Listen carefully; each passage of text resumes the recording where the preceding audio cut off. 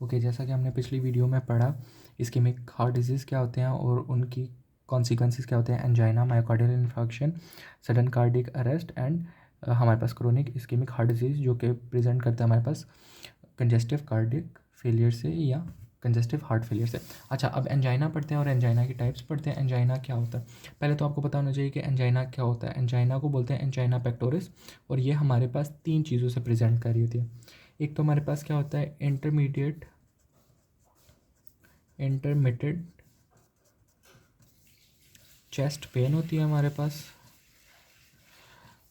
ठीक है। और ये हमारे पास दूसरे तरीके से क्या होता है, रिवर्सेबल मायोकार्डियल इस्कीमिया, और इसको आपने याद रखना है कि नॉट क्वाइट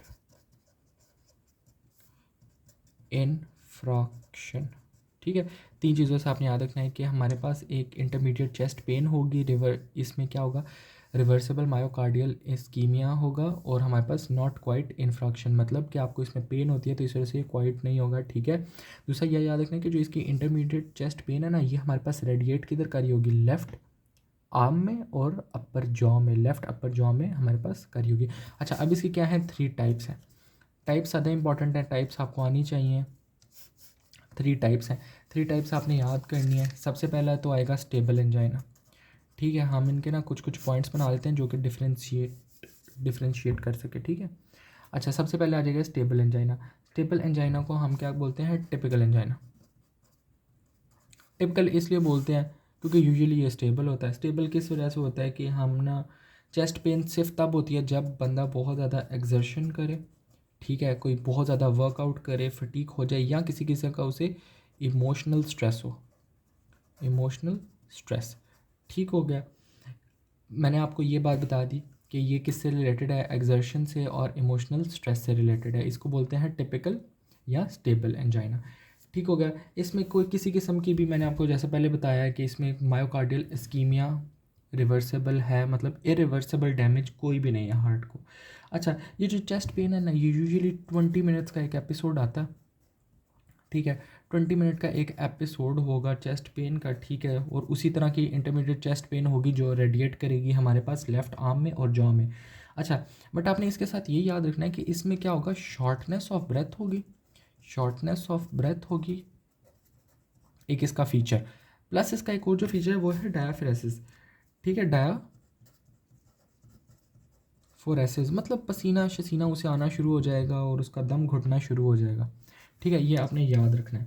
अच्छा, उसके बाद आपने एक जो इम्पॉर्टेंट फीचर है ना, ये याद रखना है कि ये मोस्ट कॉमन टाइप है, ठीक है। ये यूजुअली कॉमन 3 टाइप है आपके पास एंजाइना की, ठीक हो गया। और ये हमारे पास क्या है, फिजिकल डिमांड जब ज़्यादा होती है, इमोशनल एक्साइटमेंट ज़्यादा होती है, तो हमारे पास ये प्रेजेंट कर जाता है। अच्छा, अब हम इसके अंदर पता कैसे चलेगा कि ये है क्या, हम जब उसका करेंगे ना EKG स्कैन, तो उसमें हमें क्या शो करेगा, ST जो सेगमेंट है ना, उसकी डिप्रेशन, ST सेगमेंट डिप्रेस हुआ होगा, ठीक हो गया। और इसको रिलीव करना है तो क्या करना है, बंदे को कहना है भाई रेस्ट करो, ठीक हो जाओगे, साथ थोड़ी आप निट्रोग्लिसरीन दे दो एहतियाती तौर पे, ठीक हो गया। तो ये आपके पास हो गया टिपिकल या स्टेबल एंजाइना। अच्छा, अब हम दूसरा जो पढ़ने लगे हैं वो टाइप है हमारे पास जिसको बोलते हैं अनस्टेबल एंजाइना। अनस्टेबल कंपेयर करके करेंगे तो इजी होगा, ठीक है। जिसको बोलते हैं अनस्टेबल एंजाइना, ये इसका दूसरा नाम क्या है, क्रीसेंडो, क्रीसेंडो, ठीक हो गया, क्रीसेंडो। अब ये जो एंजाइना है ना, ये हमारे पास प्रोग्रेसिव पेन के साथ आता है और ये यूजुअली रेस्ट पे होता है, रेस्ट पे एंजाइना होगा, ठीक है। सीवियर इसका टाइम होगा, लॉन्ग टाइम होगा, लॉन्ग देन 20 मिनट्स हो सकता है, ठीक है। इसमें हमारे पास क्या होगा, सीवियर पेन होगी, severe progressive pain with increasing frequency plus increasing episodes of attack. ठीक है, एपिसोड्स ऑफ अटैक भी बढ़ते जाएंगे और उसकी ड्यूरेशन भी ना, जैसे जैसे एपिसोड ज़्यादा आते जाएंगे उसकी ड्यूरेशन जो है वो प्रोलॉन्ग होगी। तो मतलब प्रोलॉन्ग ड्यूरेशन के आपको एपिसोड्स एंड अटैक्स आना शुरू हो जाएंगे। ठीक है, अब यूजुअली वो कहते हैं ये होता किस वजह से है।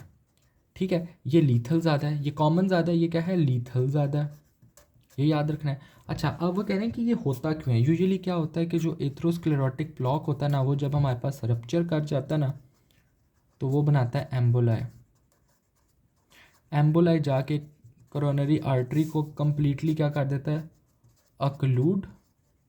जब वो कम्प्लीटली अक्लूड होती है तो हमारे पास वो किस तरह प्रेजेंट करता है, मायोकार्डियल इन्फ्रैक्शन के तौर पे, और myocardial infarction is it's self lethal. Okay, इसमें हम क्या करेंगे, बाकी सब ये सेम होगा। इसके अंदर क्या होगा, ये जो ई के जी है ना हमारे पास, इसमें क्या होगा, एस टी जो सेगमेंट होगा वो हमारे पास डिप्रेस होगा। ठीक है, उसमें भी डिप्रेशन होगी। इसकी ट्रीटमेंट रेस्ट नहीं है, इसकी ट्रीटमेंट निट्रोग्लिसरीन ही है। ठीक है, इसमें हमें निट्रोग्लिसरीन देना है, और इसका मैंने आपको बताया कि ये यूजुअली प्रोग्रेस करके क्या बना देता है, मायोकार्डियल इन्फ्रैक्शन। तो ये आपने याद रखना है। अच्छा, अब जो इसकी दूसरी टाइप है ना, जिसको हम बोलते हैं वेरिएंट, वेरिएंट या उसका दूसरा नाम है प्रिंस मेटल। ठीक है, अब ये जो टाइप है ना, ये हमारे पास यूजुअली क्या होती है, रेस्ट पे होती है, या जब बंदा सो के उठता है, अवेक फ्रॉम स्लीप, तो ये यूजुअली उस टाइम पे होती है। अच्छा, इसमें क्या होगा, ये आपने थोड़ा सा याद रखना है कि इसमें आपने ना एक दो लाइनें याद रखनी है जो इंपॉर्टेंट है। वेरिएशन क्या है इसमें, ईकेजी जब हम करवाएंगे ना, तो उसमें क्या होगा, जो एसटी सेगमेंट है ना, वो क्या होगा, एलिवेट होगा। अब एलिवेशन ये याद रखना है। बाकी दोनों में क्या था, डिप्रेस था, इसमें क्या है, एलिवेट हो गया, एसटी सेगमेंट बढ़ गया, ये याद रखना है। अब वो कह रहे हैं कि इसका जो कॉज है और मैकेनिज्म है वो हमारे पास अनक्लियर है, बट जो एक मेजर रीज़न हमें पता है ना, वो क्या है, cyclic coronary artery spasm, cyclic case. ठीक है, या इसको बोलेंगे कोरोनरी आर्टरी स्पैज़म। ठीक है, ये आपने याद रखना है कि इसका मेन कॉज यही कहते हैं। अच्छा, अब ये कह रहे हैं कि ये जो एसटी सेगमेंट की एलिवेशन जो आती है ना, ये यूजुअली किस वजह से होती है, क्योंकि ये हमारे पास ट्रांसम्यूरल इस्कीमिया कॉज कर रहा होता है। ट्रांसम्यूरल इस्कीमिया मतलब कि सारी लेयर्स को इस्कीमिक कर रहा होगा, सारी लेयर्स को इन्वॉल्व कर रहा होगा। दूसरी बात ये आगे कि इसको रिलीव कैसे करना है, ये रिलीव सिर्फ एक ही चीज़ से होता है, और वो है relieved by calcium channel blockers plus nitroglycerin. ठीक है, इसके लिए ड्रग ऑफ चॉइस क्या है, कैल्शियम चैनल ब्लॉकर्स हम देंगे इसके लिए, और निट्रोग्लिसरीन्स देंगे। ठीक हो गया, तो ये आपका हो गया variant, stable and unstable angina. अभी अगली वीडियो में हम पढ़ लेते हैं सडन कार्डियक अरेस्ट, और थोड़ा सा इंट्रो ले लेते हैं क्रॉनिक इस्कीमिक हार्ट डिजीज़ का, और फिर जो डिटेल वीडियो में हम पढ़ेंगे वो क्या है, मायोकार्डियल इन्फ्रैक्शन।